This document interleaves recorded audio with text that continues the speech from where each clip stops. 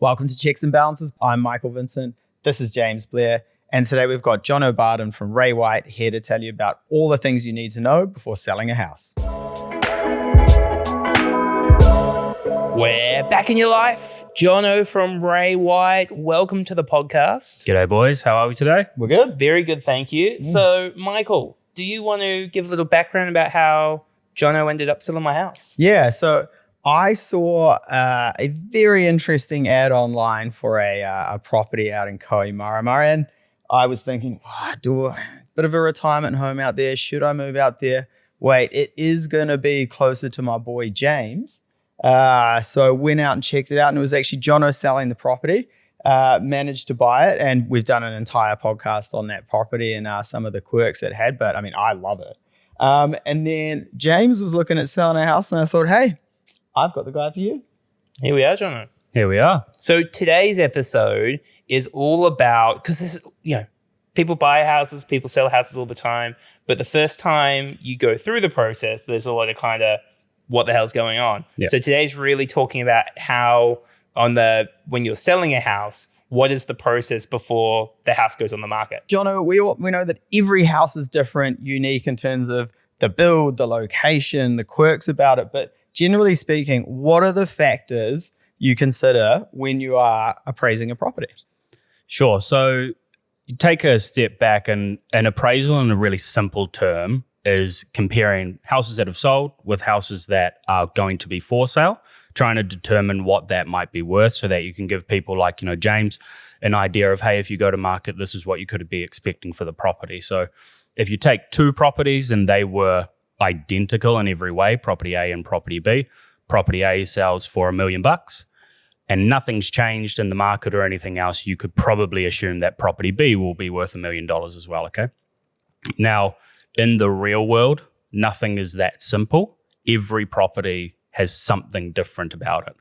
And so an appraisal is trying to account for those differences. And that might be where it is, the location, it might be the quality, it might be the building materials, bedrooms, whatever it is. The list is essentially endless, right? So with James's property, we're looking at what else is sold in Remuera that's similar, and how do they compare, and what would a buyer think is better and worse between your property and the ones that are on the market. And then that gives you a feel for it'll be between here and here. So I just want to make a quick point where Jono dropped Remuera. Mike, we always get told by Ravi and M, you guys aren't relatable. You got to be relatable. I just want to point out, this property is a 2-bedroom unit, 2 bedrooms, 2 bathrooms. My first home. I bought it for, do you know the number I bought it for? 760, I think. 773, and I remember the 3. And I think it was 2015, 2016. 16, yeah. Yeah. Mm-hmm. There you go. You got one up on me. Look at that. So this is it's quite an interesting era because it's surrounded by huge properties, kind of changing, a lot more townhouses going up as well. But who would you say, John, like a property like that, who's the kind of person that would buy it? I think we've discussed that the most likely person is probably you sort of 8 years ago again now. Like it is in Remuera, and the price range that it's in Remuera is probably the entry sort of level into Remuera. So I think we looked at average sale prices for 2 bedrooms in Remuera is around that sort of 950 mark. So that sort of is entry in there. So I think a first home buyer could also be people who are looking to just get into that area. It might be their second home and they're moving from outside of, outer suburbs, Auckland, and coming in. In terms of the buyer, it's probably a first home buyer would be the person I would consider the most. Like if you look at the price range of where we've appraised the property and in terms of the average sale price for 2-bedroom houses in Remuera, that would fall into, I think, the entry-level range in that area. Yeah. We had a lot of good times at the house, Mike. A lot of times in the backyard, renovating, doing some good stuff. And like some probably pretty poor workmanship as well. I mean, that's probably not something you want to disclose before you sell the property. Look, we fixed it. We did make some mistakes. We actually very recently did just a full tidy up of the backyard. I put some steps in. It was it actually wasn't too bad. You know, the day before Mike moved to London, I was like, "Hey mate, can you help me with a deck?" And he was like, "Oh yeah, all right." And he was I at my leave house. the country in 24 hours. Yeah, he was at my house till 7:30 p.m. and was moving to London the next day. Yeah. You're a good friend. Yeah. I mean, I also didn't use galvanized nails on the deck, so they rusted through. And James, an even better friend, didn't have the heart to tell me. So I only found out like 3 years later because he cracked some joke in a chat that we were in with another buddy. And I was like, what are you talking about? Yeah. But again, for our buyer, we fixed it. We did fix it. Yeah, well, it. James's dad actually pulled out all of the nails one by one and then relaid them Twice. And I don't think Ian has ever forgiven me for that. Cool. So when we're looking at obviously listing properties online and, from a real estate agent's perspective, you're talking a little bit about like what type of buyers we're looking for and a bit of the process. From a buyer's perspective, I often hear this as a mortgage broker, people going, yeah, I'm looking at this, but here's the CV and this is what I'm kind of basing my price expectation on. Is that relevant in the current market? Not in isolation would be the answer. So I would say in relation to a CV, you could make judgments about value across a market potentially. So again, if we look at where James is property at, or talking about what a CV is done for rating purposes by council. It's got to be done by law every 3 years. They do not visit the property. They don't really know the ins and outs. It's a pretty mass appraisal system, right? What you can do is look at CVs across a market and say, how have these properties sold in relation to their CV? Taking Remuera again, 6 months up until the day that me and James sat down to talk about the property, 76% of the sales in those 6 months had sold below its CV. So 3/4 of the CVs, they didn't get to that number, 24% beyond. So if you're a buyer looking at a CV, and I would say that's Remuera, but that's probably consistent around most across of the market, Auckland. yeah. I think outside of Auckland, their CVs have been updated, so that would be a bit different now. Yeah. But you would look at a CV and think the average property is probably going to be below its CV at this point. Now, depending on when you are watching this, so keep in mind that CVs do change. Auckland's are going to be changing this year, which means that if they adjust, that might flip on its head. Yeah. Where now properties are selling over. So you need to make sure that you know what the data is and that you know in relation to the CV, where might it sell for. Yeah. And you can also use some common sense with that sort of thing as well. Like you don't have to work in the industry to kind of look at or be a property person to look at the CV and know it's not relatable. And like, for example, I actually emailed Jono about a month ago and said, Jono, I know I just bought this house. What can you sell it for? I've found this house. It's an absolute bargain. The CV is this. And Jono very politely emailed me back and said, Michael, I can sell your house for exactly what you bought it for. This house that you're looking at, yes, the CV is this. However, the renovations that have been done to it means it's about a $5 million house now. And I was like, cool, thanks, Jono. We'll end this conversation here. Yeah, you got to be careful around so if you take Auckland, 1st of June 2020, 2021 is when those CVs are done. If somebody's poured 500K into the house since then, that CV is not going to be relevant. If developers bought land and built on it, the CV could be 1, 2, the house could be worth 3. So you need to use that common sense around, has anything changed since the date these were done that council might not be aware of? And then those numbers could be way off. Yeah, the wraparound infinity pool probably should have given it away, but look, I'm an optimistic guy.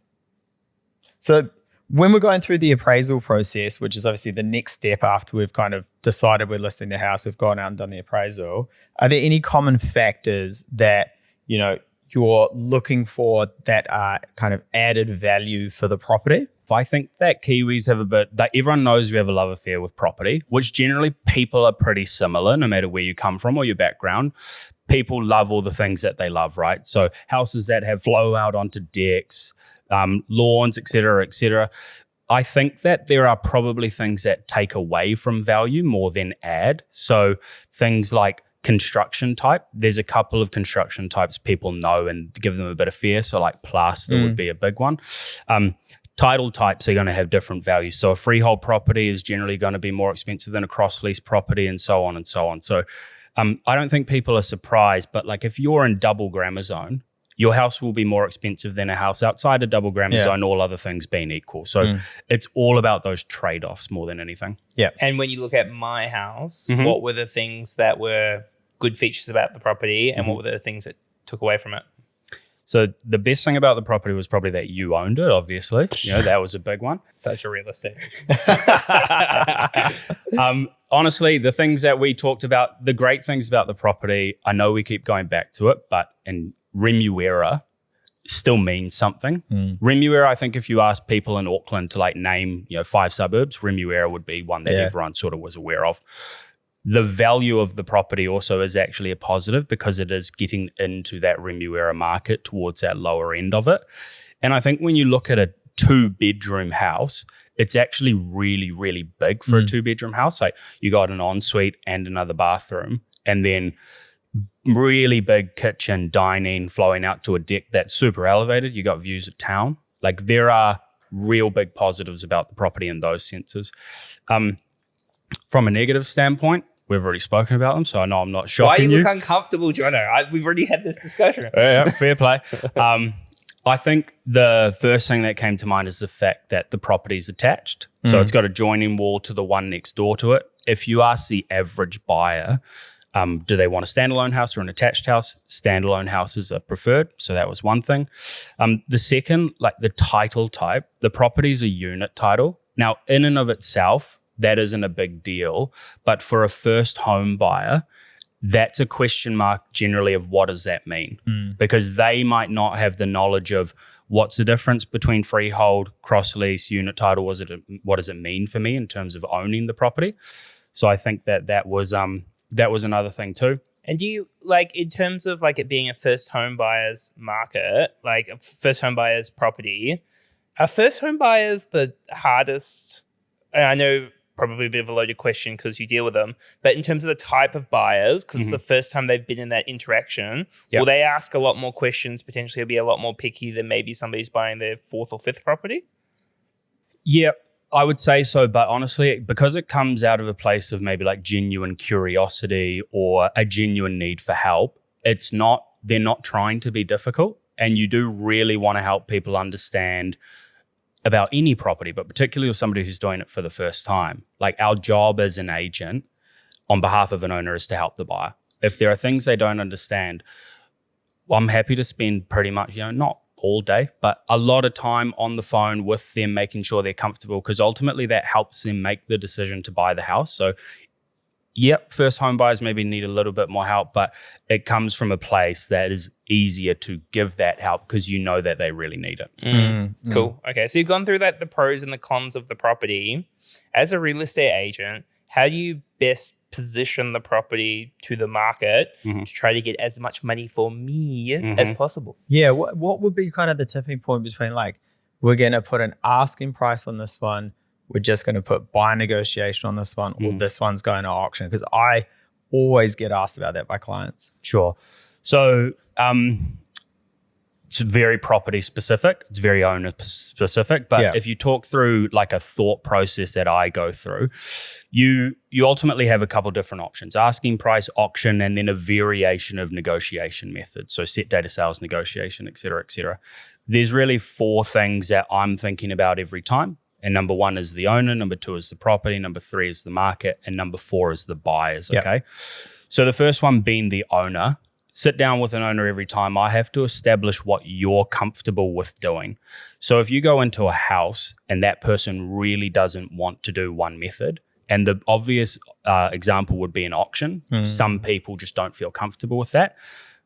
That's never going to be the right thing for that person.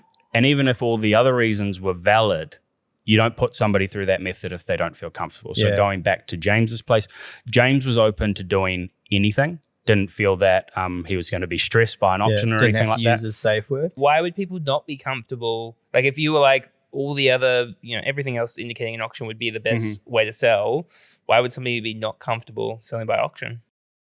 It's generally just a perception of maybe the public nature of it. Like every other method, I think, is pretty private. It happens between a buyer and an agent in a room, and then it happens between a agent and an owner in a room, right? It's behind closed doors.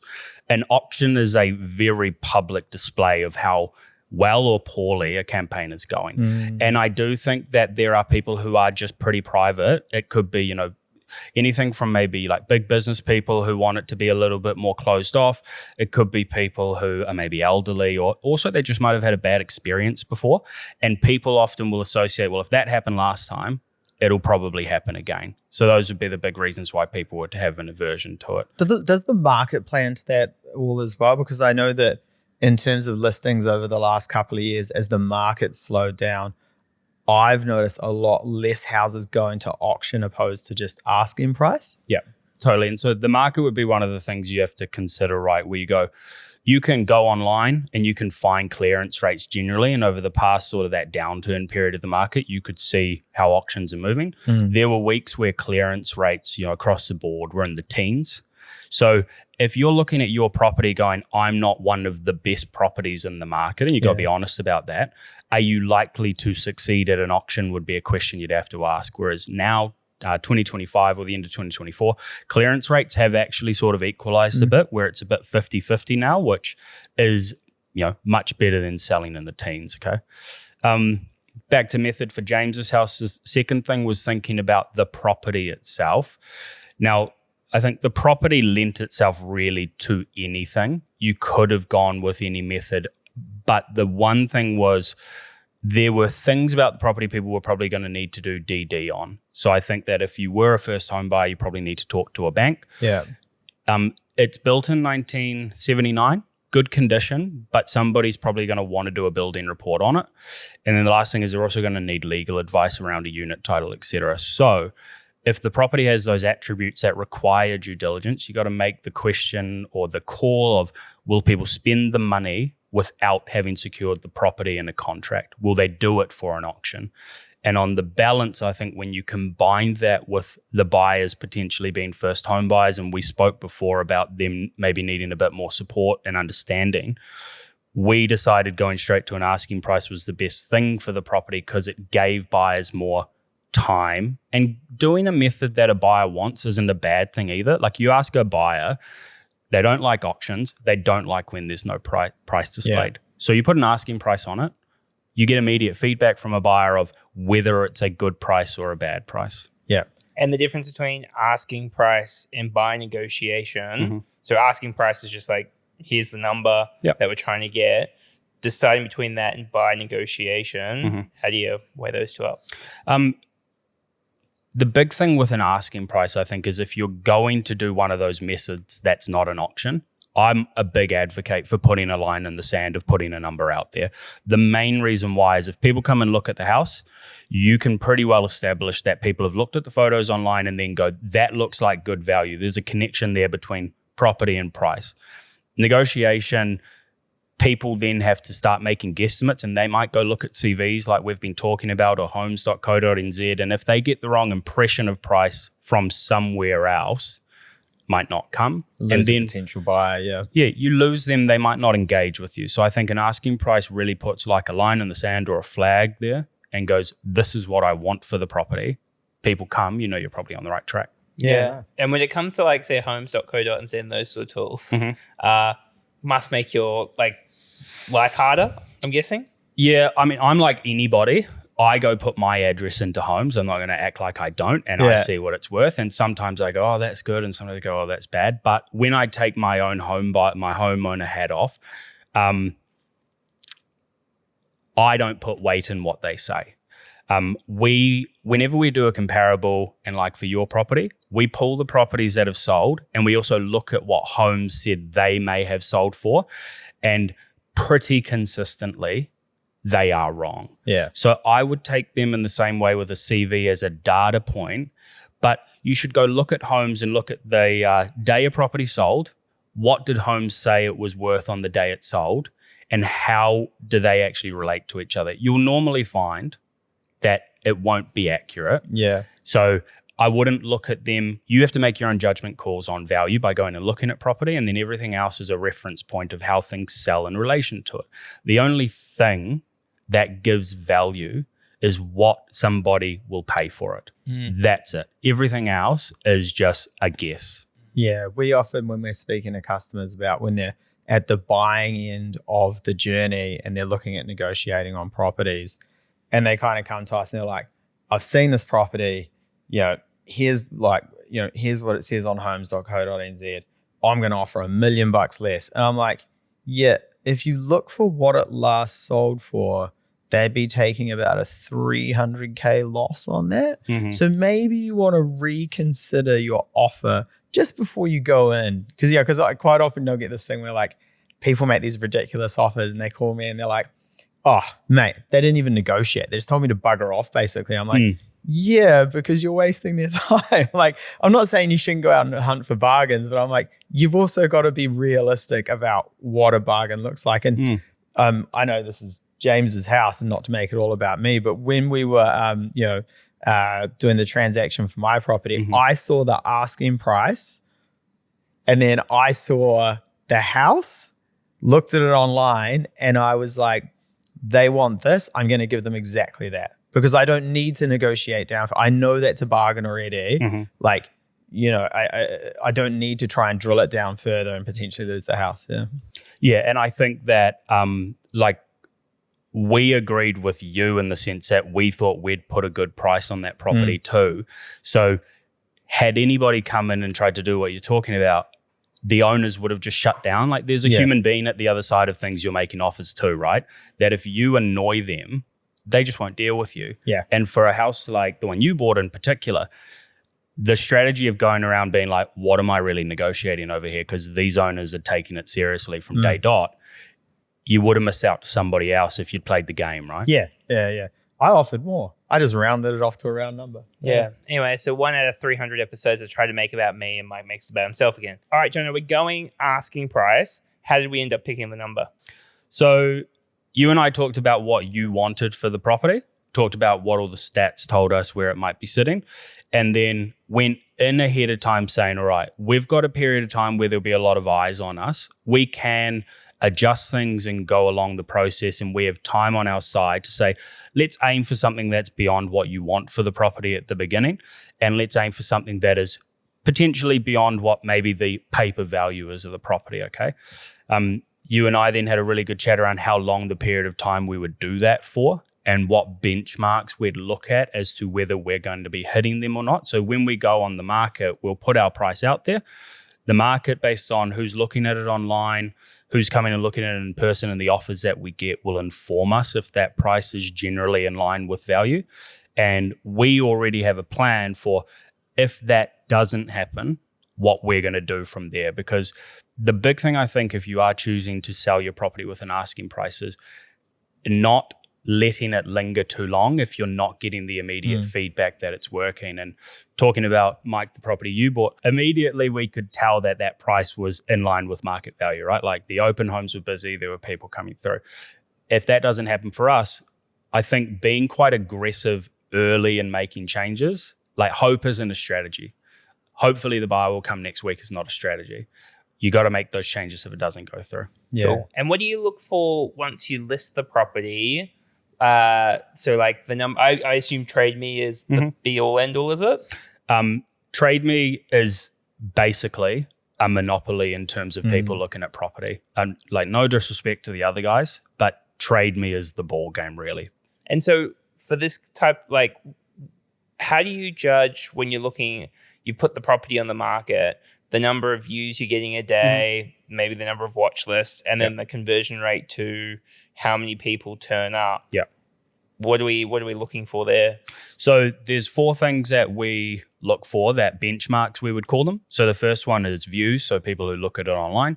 The second one is inspections, so that's people who come through the property. Third one is people who indicate interest, so they might request a contract or something like that. And then number 4 would be offers, okay? So views are going to vary around different markets, but each agent knows within their sort of market what normal is and stuff like that. And if you're not hitting those early, you need to sort of look at why that might be. Now, if the views hit a certain point and you go, cool, that's within a normal range or a really good range, you leave it alone. The next thing you're looking for is those amount of views, generally at like 100 to 200 to 1, should come look at the property. So if you had 1,000 views online, you would want to see 10 people come and look at the property. If you had 2,000, 20, and so on and so on.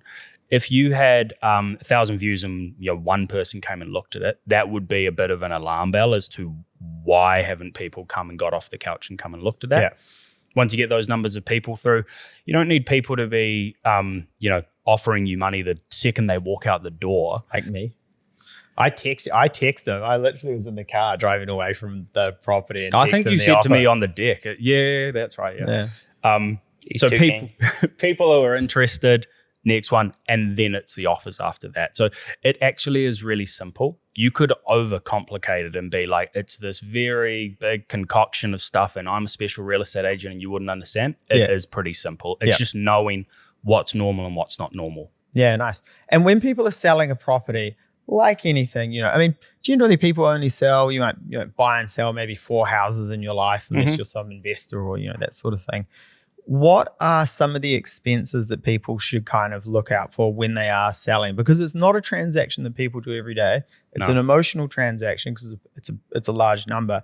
And a lot of people don't know the ins and outs of why we're, how to sell a property, which is obviously why we do these sorts of podcasts. What are some of the expenses that people should think about?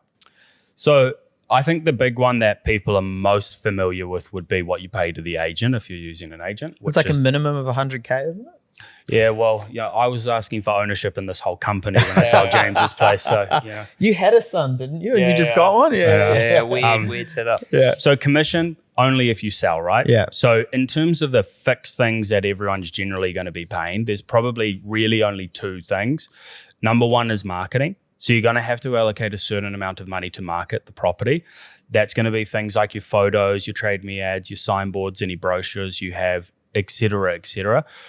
There is more than that you could do depending on what your agent's going to recommend to you. Like some people might still be living in the dark ages and using print marketing and things like that. That's going to add money onto it. So if you're looking for what a minimum cost is probably going to be, for us personally, before we get into you're doing damage territory, that's about 2,500. And then beyond that is if you're adding things like videos and other upgrades, et cetera, et cetera. The only other definite costs you're going to have would be ordering a LIM report. So LIM report comes from council. You do need to get one to give to your buyers. If you don't, you're just doing damage to your own campaign because you're putting that cost onto a buyer. In Auckland, that's about $350 for a 10-day LIM, $495 for an urgent one, and that has info about the property, consents, et cetera, et cetera. Yeah. If those are the 2 fixed things, I think you move into things that are maybe more circumstantial or specific to your property. So that might be things like staging, might be things like improvements to the property. Like we've done a bunch of painting and stuff at James's house. So there's money that you've got to... I smile because we definitely need to have this conversation. So part of when you go through the property as well, right, is you're looking as well and going, these are the things that you should probably do before you sell. And I had like a really long list of going things that maybe we should do or maybe we shouldn't do. How do you make that decision on what's a good thing to do versus actually this is going to cost you too much money or not worth doing? Try and look at the property through a buyer's eyes when we're walking through it. So you and I have met, we know that we're going to be selling the property, then we go back and we do the walk around, and I'm essentially pretending to be walking through an open home. What are the things that I notice that I would look at and they would take my attention away from just focusing on the property, or I would be thinking money for me in the future, money for me in the future. So painting is really the easiest thing because houses just get a bit knocked around and they can just give an impression of like, I'm going to have to do that. Gardening and things like that is super simple. Doing a lawn and stuff like that, but you can go way too far. Like there are things that if you do, you're not going to get your money back. And the person who's going to be able to tell you what a buyer in your market is going to expect and not expect to be done would be the agents in those markets. So different markets probably have different expectations. I'm guessing sellers probably quite guilty of because I'm guessing sometimes they've already done the work as well before they meet you, and then you do you ever go like, oh, you shouldn't spend that money? Mate, that would be a huge thing. Like if anyone is thinking of selling, don't do stuff until somebody's been through. Yeah. Because like we often get to places and admittedly it's like things look really mint and that's great. And it's not a bad thing that you've done it. But would a buyer have noticed or would they have penalized you for having not done that? The answer a lot of the time is no. Like sometimes you go in and people have put full new kitchens in and you're like, mate, like, or they've done, redone tiling and stuff and you're like, I don't know if I would have spent that money. Yeah. Okay, I got a good story. So Jono gave me a list of things and he was like painting the inside of the house because it was tenanted for like 6 years and it was just a little bit banged up. There was the fence was not looking great. I know what fence. Whatever, yeah. The garage door. The garage door was tired? Yeah, looked a little bit tired. Mike and I were like, we'll lay down stones in the backyard and the weeds definitely won't get through. The weeds got through. So there was quite a bit of stuff still to do in the backyard. So with all the inside work, which was, there was like some patching of holes and stuff. It was literally painting, patching, and then fixing this back fence. Yeah, and we said to you, don't go too far with like the cost of it, right? Yeah. So for 5 days of work for a handyman, $11,000 is what he quoted us. Wait, you didn't pay me anything. You were over in Mexico, And mate. also for clarity, not my handyman. Yeah. Yeah. 11 grand hourly rate I worked out was like $350. So do you know what I did instead of You called me and I paying did it. 11 grand? No, because you're not very handy, even though you think you are. I called my wife's father, Jason, who's been on the podcast before, and it was on 2 days' notice. We flew him up, and it cost me, I think, maybe like $1,500 for the flight from Invercargill, $500 in paint, and a bottle of Jim Beam. Job done, and he did twice as much work. He did a good job as well. Like it looked like pretty amazing. Do you know, every night when I get home, because Hannah will call her parents to say like good night to Cooper, he will go to me, have the real estate agents gone through the property? How much value do they think I added to the house? And I've just said, he's playing 4D chess. He's like, how much value do you think he had? Oh, about 50 grand. Be like, cool, take 25. Yeah, I reckon he gets a cut of the sale price of the year. Yeah. So that's probably one thing to work at as well, because there was like multiple things going on, and part of me was definitely like just pay the bill. Yeah. But like principle, that was just that was ridiculous. So in addition to all those other things that you mentioned before, the limb, the marketing, there's all of those touch-ups, right? Which you can go as big or as small as you want in terms of what you do. And you definitely want to try keep it under control. Like 11 grand, you weren't going to get that money back, right? So don't go too far with what you're doing. It can get out of control. But staging, improvements, and then I think the only other thing that you might be spending money on would be like a building report. Generally, we don't recommend vendors do them for buyers, but occasionally, depending if your property had like a known problem or something, you might want that sort of advice. And we did staging, and the staging looked great. Like it looked like a completely different house. I think that cost about $2,000, did it? I think it was 2.7, I think. Yeah, off the top of my head. And worth it. It looked really, really good. 100%. No, cool. So before we wrap it up and let you go, what are some final pieces of advice you've got for either people selling in the market or buying in the market at the moment? People who are selling, they should call me. Yeah, nice. Yeah. Easy peasy, right? We're a national brand though, so you might end up selling houses in like Christchurch. I'll commute. It's fine. I know you guys have all the rich clients, so you like the good properties.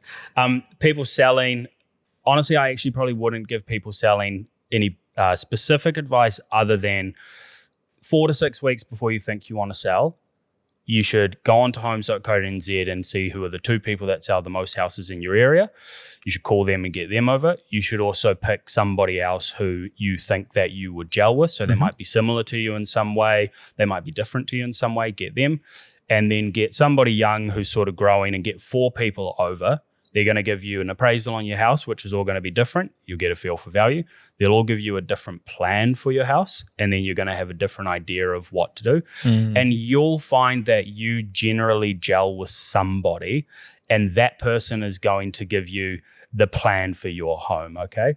And it's going to give you, I think, the best sort of chance for success, right? And then advice number 2 would be listen to their advice and they're going to see you through the process. Okay. In terms of advice for buyers, I think that there's a lot of things that you can do to set you up for buying really, really well. The first thing would be, before you actually want to buy, start going and looking at open homes, build some rapport with agents, get a feel for what's in the market and what you actually want in the property. You shouldn't be doing your research when you're in buying mode. Number two, when you're ready to buy, have your finances sorted, have a lawyer sorted so that you have all that things under control. If your market has a really particular method of sale, like an auction, don't make the first auction you go to the one that you're trying to buy the house at. So go and watch an auction and make sure you're comfortable with what's going on. And then, not to make it about Mike again, but when you find the house you want, don't muck around. Yeah. So like, come in, tell the agent that you're keen. Like, you were the first person I called because you looked at the property on the first weekend, so you didn't miss out. I was 10 minutes early. Yeah. Came in, I was like, it's a podcast guy. Tell the agent that you're interested. Don't play games. Like, don't try to negotiate with them or play the game with them. They'll prioritize you if they know that you're interested. And when you find properties you like, be decisive about them. And those would be the big things I think that you can do. Yeah, I always say to customers, because everyone's looking for the best kind of deal. And it's totally understandable. But sometimes I just say, like, look, Matt, are you going to lose this house 10 grand? Yeah. Like, you'll look at it in 10 years' time and laugh about the $10,000. If it's a good price, pay the money. Yep, 100%. Cool. So today was really all about tips when you're preparing to sell a house. We're going to do another episode, get Jono back to talk about what happened. Mm-hmm. So Jono, between now and then, if you can make me some money, that'd be great. Work on it. And in turn, you will make money. There we go. Jono, thanks for boys. sharing all your ideas and talking us through it. Really interesting. Absolutely. Jono, do you want to give us a quick plug just about the areas you operate in, who you are, that sort of thing, straight down the barrel before we sign it off? Anywhere out near Mission Bay, Koh Remuera, if you're there, give me a call. Take care of you. Beauty. Please make sure to subscribe to the channel, give us a review, give us a like, and we'll catch you next time. Cheers.